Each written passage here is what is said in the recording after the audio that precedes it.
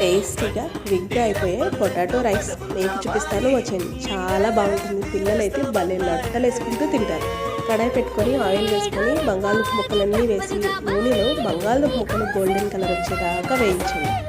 ఇంకొక కడాయి పెట్టుకొని కాస్త ఆయిల్ వేసుకొని పోపు దినుసులన్నీ వేసి తాలింపు మంచిగా వేగాక వేయించి పక్కన పెట్టుకున్న బంగాళదుంప ముక్కలన్నీ కూడా వేసేసి మీ రుచికి సరిపడా ఉప్పు కారాలు అడ్జస్ట్ చేసుకోండి. ఒక పావు టీ స్పూన్ పసుపు మాత్రం వేసుకోండి.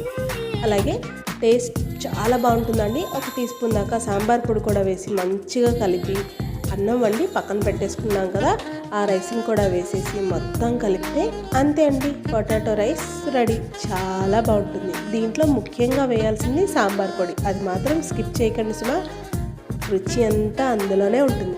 పిల్లలకి పెట్టండి, లొట్టలు వేసుకుంటూ తింటారు. మనకు కూడా లంచ్ బాక్స్కి ది బెస్ట్ రెసిపీ. చాలా బాగుంటుంది.